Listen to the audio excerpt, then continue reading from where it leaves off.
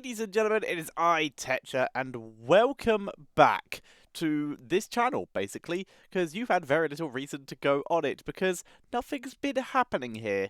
There are several very good reasons for that. One, there was the holidays, so I took a quick break over then. Two, HGC Open League. I'm casting that. If you don't already know, if you aren't already following that, you should go and follow Grubby stream, which is twitch.tv/follow Grubby. That is where I'm casting every other Monday and Tuesday, so you can see me cast the new era, the next generation of Heroes of the Storm professional players. And finally, because I was horrendously ill, and I feel pretty bad today in general, but I feel this is a good day to start, because it's the freaking, when I'm recording this, like you guys all know I record a day in advance. When I'm recording this, it is the 23rd of January. I've wasted nearly an entire month of 2017 being ill and busy. So F that, it's time to start recording again. And we're going to start off with a viewer cast. This was sent to me by the lovely Malakain, and we're going to jump straight into it. So, ladies and gentlemen, welcome to Braxis Holdout. And it's time to introduce the team. We'll start with the team on the left-hand side, the blue team. So, ladies and gentlemen, playing for the blue team today, it is going to be Ariel, played by Aldhuin. It's going to be Varian, played by Ezka. Zeratul, played by Coles. That is a Li Ming, played by China. And we have a Rexar, who's being played by Rival. By the way, this is an unranked game, an unranked draft game. And on the right-hand side, it is our heroes team today. Playing for them, it is Clear Kim playing the Samuro. In the bot lane, for some strange reason, it is Dark playing the Gazlo. We have Amigo Porro or Perro? I can't see. Amigo Perro, which I believe is Mr. Dog, if I'm not mistaken, playing the Valor. Muiz playing the Malfurion. And Malakain, our hero himself, playing the Stitches. I am being deafened by my in-game sound, so I am turning that down. I'm hoping patches haven't changed the volume again, because they've done that in the past. But, ladies and gentlemen, we're going to be keeping an extra special eye on Malakain here. Once again, we're going to be playing on the Braxis holdout. First token did land, second one did not. Not as lucky there. Let's have a look at some talents. Globe talents. Hooray, because this map is super easy to get globes on, except for some... Oh, hang on. Dark. Oh, that magic missile was so close. Don't think it would have killed him. Hang on. Li Ming, tell me. 151. Yeah, that would have killed him. 151 per missile. Would have easily killed him. However, on this map, there's very easy to get globes. It's due to these things, these little globe spawners, which are super easy to collect globes from, and of course, you're pretty much permanently in lane. So it's not that difficult. Moose, you want to reveal the Zeratul at all there? Hook not landing by Malakain. In the top lane, Samuro's doing Samuro things. He has taken Weight of the Blade, so he's not gaining any stacks from this, so this is fine. Rexar did take Hunter Gatherer. That talent will, if the PTR changes continue to hang around, no longer be around for much longer. And the fact that the slight issue is, yes, Hungry for More is a pretty decent talent for Stitches. It's a pretty good chunk of health. Hook missing Malakain, taking a big chunk of health, because he doesn't have Damper Magic, which, as the main damage dealer for this team, being Li Ming, might have been helpful, but it's not going to make a huge amount of difference against Varian if he went for any kind of damage build, or Zeratul. Dark was setting up, just waiting for Zeratul to come at him. Speaking of coming at him, Zeratul has in fact come at him. Bro, Hook lands! Can they finish the job? He's running through a turret. The turret is distracted. Root doesn't land. And Mr. Dog is not in position to drop any kind of final damage. Either way, currently the beacon has been captured in the top lane by Invisible Samuro, but Rexar is attempting to cap it back, because he's Rexar, and Misha lives forever once she has Hungry Bear, which she currently doesn't. Li Ming gets wiped out, I assume via Hook, but Zeratul was able to sneak the objective, but Stitch is going to capture that back. So as long as Samuro can hold this, which he may kill Misha. There's the clones, and he captures that, so that's going to be going at least over to the red team temporarily. So that's good. Doesn't look like Revol actually soaked a huge amount of XP during that. Could have very easily tried to soak that out by just leaving Misha to delay, or even just giving over the objective for a little bit and trusting his team in the bot lane, which would have been a mistake because they done effed up and died. But it happens. Here goes the Stitches. Speaking of which, this team has been consistently low health for basically the entire game, and they have the best finisher in the game in the form of Zeratul. We've not been able to get anything. Never mind. Finally, able to take down Gazlo and do a little bit of extra damage, but they weren't able to capture back the objective. And the first set of Zerg will head down the top lane. Samuro is still up here, but he doesn't have his fountain available, so he's not going to be able to push with them. Still 28 seconds left on that. And in the meantime, Amigo Pero just clearing up the blue Zerg very quickly, while his team all be back actually. So this is going to be an unassisted Zerg push by the looks of it, because like we said, Samuro backed out as well, while Valor soaks the top lane, but the bot lane, sorry, while top lane, currently no help whatsoever, but the rotations are very slowly happening. Hungry Bear has now been taken by Misha and her lovely assistant Rexar. Cole's taking a little bit of damage from Malakain. He's slamming a bit. He's taken the putrid ground here. So he's going for a bit more of a damage-based follow-up there as opposed to more regen. Hooks the bear, less than ideal. Bear actually drops some CC, but not a huge amount. Malakain walking into fort range. The Zerg weren't actually tanking there because it was Hydras were all that were left. He is going to live here by the looks of it, but that was way too much damage. And also there's a globe here. There we go. Is actually going to take it. Mirror Images pushing forward, not able to drop the final blow onto Coles, not enough ranged abilities to actually finish him off either. Currently 2 people down in this bottom lane. Gasso decided to come down here and push as well. He did start off with Break It Down, by the way, so the CD reduction, good chance because of that he's going to go for the Gravo Bomb, because you want to get that cooldown reduction on the Gravo Bomb extremely low, so you can just get off the huge wombo combo. And there is the Clockwork Steam Fist. Hook onto Ariel, no follow-up. Malfurion could have rooted, but no preparation. Root far too late there. And Altuin is going to be able to back out and escape. Dark continuing to harass. Very low on mana, but doing an amazing job just bullying this lane until he walks into abilities like that. Clears him.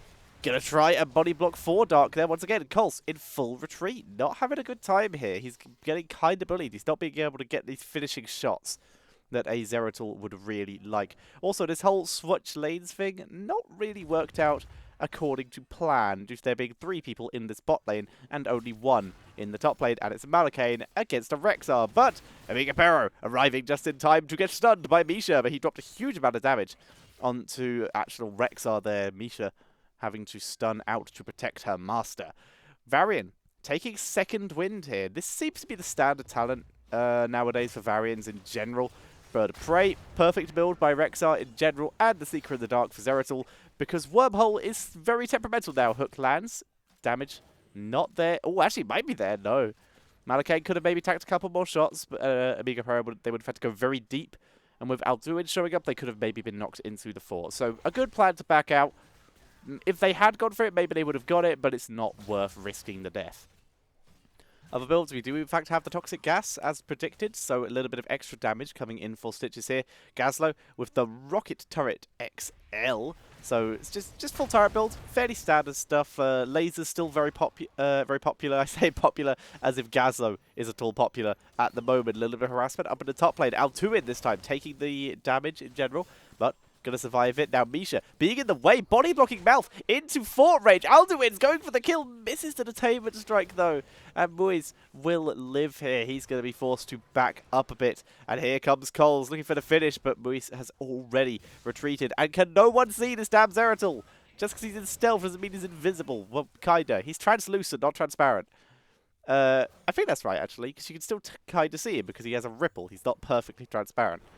Oh, little bit of damage. Little bit of damage there. We are seeing, like we said, second win, so there's a chance we could see the Twin Blades. It is more standard to go for this talent nowadays, it seems. Dark, getting chased. There's a cleanse, not needed. The slow was not on him. And Moist not positioning himself to protect Dark either, but that turret preventing Zeratul from re-stealthing. Can he get it? He has the extra range, does he? He does, but he wasn't able to land it. Very close. So many close deaths in this game. Once again, objective is captured by the red team. And a great route by Malfurion there. If they could get onto Alduin. No, just no one's in position. Stitches with the hook still on cooldown. He can now move in to try and grab someone, but it's not going to be in time to save Dark, who's finally going to get womboed by Ezka. We're also seeing the Seeker and the Charged Blast for Li Ming. So a very Q-based build, probably a Fireflies or a Mirror Ball here later on. And Varian taken down. They can kill off Misha too very easily. Malakain able to move out of position as well. And they get Ariel. There we go. Amiga Pero finally killing off the Misha. Samuro still going into the bot lane as well. He's pushing this up quite a bit. And why? Why would you take Robo Goblin if you're going for Break It Down? It doesn't make sense. Gazlo, why?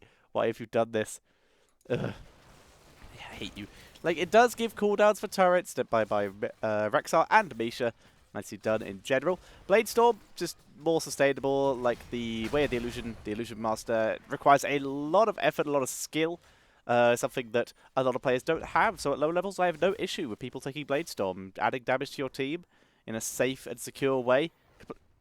Malakain. In a safe and secure way, it's completely acceptable. Rain of Vengeance for Valor, a little bit of extra damage. Twilight Dream, Putrid Bile, and the Robo Goblin. Whereas on the blue team side, we are seeing the Disintegrate. That little bit of extra damage from Li Ming. She wants to try and finish off because so many people keep getting away on super low health. Taunt. So Varian is going for what I would consider to be the best and most standard build at the moment. Oh, Malakain with the save hook. No taunt coming in from Mexico there. We have the Bestial Wrath coming in from the Bear. So lots of extra damage onto the backline. That's going to let Misha just tear stuff up. Void Prison for the Zeratul and the Crystal Aegis. The problem is with Zeratul and this Void Prism, he's actually not really setting up for anything unless he can time it with a well-done orb by Li Ming. But right now, that Void Prism is going to be for dividing and conquering. It's not actually going to have a huge amount of effect in terms of team fight presence and to set up for wombo combos. There's an Aegis being dropped. It's onto Ariel herself because she was super out of position and she's going to get burst here. Thanks to the silence from Malfurion. They're chasing out Exka. They'll get him too. Gazlo will die as well, though. Zereth will finally be able to get a good snipe onto someone here. And that's a good use for Void Prism unless Malakain, he predicts the right direction but was not able to land it. Not able to get the finishing shot there. And Chuna able to get a nice Seeker onto Malakain as well. Good amount of harassment here. As the team hits level 13, we have Tempered by Discipline, extra bit of healing for Valor, which is going to be very nice. She's gone for a mostly standard build, except she went for Creed of the Hunter. So a little bit of extra attack damage, auto attacks. So probably a chance of Manticore later on, just an auto-attack build, which begs the question of why she didn't go for the Vault instead of Arsenal, because Arsenal isn't even taken in the multi-shot build anymore. So Muro, with Burning Blade, so he's gone for Wave Clear, which is why he's been winning this solo lane very, very hard. And he has one with the Wind instead of the Deflection or the Spell Block, the Spell Shield talent, which would have been nice against Li Ming here. Shrink Ray for Malfurion. The Bladestorm being solo used on the Bear. Like I said, I don't have a huge amount of issue. Oh, Seeker there. And that's why you should have taken the spell block. Chasing down Rexar here. Malfurion basically attempting to beat up the half-orc, half-ogre here. Malakain dropping the Putrid Bile, trying to zone him out, and that will be an easy kill, even with the stun. And now they're going for Li Ming, but she is able to teleport out of there. And as Malakain can get the hook off, which is back off cooldown now, so if they can position it right, gets Ariel, that'll do. She would have been rooted anyway, but now they can position themselves and easily kill her off. The silence for good measure. She had no escape anyway. That was a bit unnecessary, but it was cool. So well done. Zeratul died somewhere. I assume that was for Clear Kim because he's on 2 health and also taking over an objective. In the meantime, Vala is losing because parry is good ability. So we are seeing Varian doing a good job. Tank Varian, still very, very strong at the moment. Stitches went with Mega Smash, so unfortunately it looks like we're not going to see a fishing hook. Because the slam cooldown reduction is just a little bit too strong with this kind of build, and you also, with the increased arc, you can just infect with all the poison. We see the short teleport, Shukuchi, which I've always pronounced wrong forever. Gazlo finally making some use out of that Robo Goblin here, not using the cooldown reduction that he gets from the scrap to put down turrets in an area where they can actually tank for him, instead choosing to tank himself a bit, which begs the question once again why he even picked the talent if he wasn't going to use it. So, or at least why he wasn't going to use it properly. He's gone for no laser stuff that he will really benefit from it. He's really just done nothing with this talent. He's just picked it by the looks of it because it's what people pick. Malakain moving into position to try and hook, but hooks for a minion wave. And as such, Rexar able to back up, but this is going to be a Zerg and boss push coming in here for our heroes on the red team side. They have turret storage, even more turrets, and they're approaching level 15. They may even get level 16 before the end of this. Misha taking some damage. There's the root from Malfurion, and the cutoff by Stitches on Rexar. The Blade Storm gets some good value this time. Keep immediately wiped. We're seeing Malakain getting focused down. We have the Banner of Stormwind for some reason as opposed to the Resistance. The team could really use it right now. Disintegrate onto Gazlowe, doing damage, resets, and leaving, starting to do the damage, but her shots are being blocked by just the sheer amount of Zerg here. She's once again trying to disintegrate, but she's getting closed in on. Everyone's super low, and Samuro not attacking. There we go, fighting against the AoE, and Zeratul, the only survivor, and that is going to be GG, ladies and gentlemen. Very fun game, some very cool helping hands.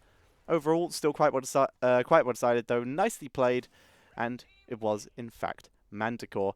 Gaz did an okay job with a stupid build. I always go over the builds in this. Unfortunately, it doesn't take you to that screen. We'll have a look at who made it to the end screen quickly, and then we'll back up in the replay to have a look at builds as the game ended. Gazlowe, he did Merc stuff, which is fine, but once again, he could have picked a better talent. He could have picked Regen Master at level 1.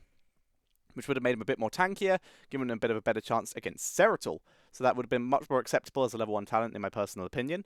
Miga Barrow just kicked ass all game, and also it's a cool name in general. Jina did decent stuff. He was basically his team's only real solace in terms of damage, and Malakain did a decent job. Don't think he died once this entire game. So let's quickly back up and pause on the final talent screen so we can have a look at everything we saw here. Mending Strikes, completely fine, Zeratul, but once again, he was really struggling to get those final hits at the end there. Just didn't really work. This is the classic case of the comp doesn't really work. Like, they got triple melee. Rexar should, in theory, win top lane, but Samuro was able to do a really good job with the extra AoE of actually just winning that very well. Misha was not able to suss out which one was real well enough. They weren't able to get that feeling. Varian, it was too late anyway, but he ended up taking the Banner of Stormwind as opposed to the Resistant, where maybe they could have tried to fight back through all the damage, or even just the extra ability power to try and give Li Ming a good chance. She picked Glass Cannon last second to try and burst anyone down and try and clear everything, but with that boss, it was very unlikely for them to come back anyway. Gazlowe, this still annoys me. Very actually angry about that. That gets on my nerves a bit. Just getting no value out of Robo. Like, fine, pick Robo Goblin, but this isn't really needed. You already have the extra duration, and you already get, like, normal Gazlowe. Let me talk to you guys about this quickly. Let's back up to a point where hang on, I can do it here, I think. Yes, I can. So, here is normal Gazlowe stuff. So you see it's 3 times as fast here. Normally, it's twice as fast.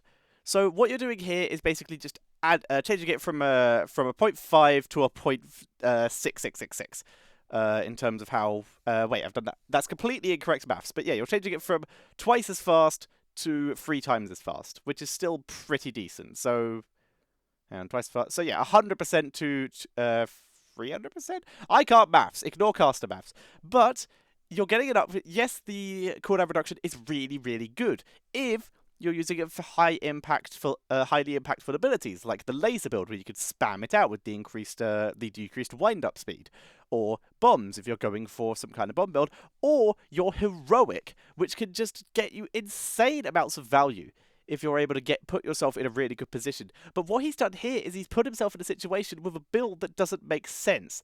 He's built sort of teamfight-esque or sort of AoE-esque with, like, this is a standard build. Terra build's standard, but Robo Goblin is fine. Like, everything from here onwards is fine if he hadn't taken this, but he did take this, so therefore everything is fine except this. These two, in my opinion, this is just my opinion, don't work together unless you're going laser build, which he has not done. So that's the biggest issue I have in terms of builds on anyone. Rexar, perfect build, but he got kind of stomped in terms of actually getting globes and winning lane.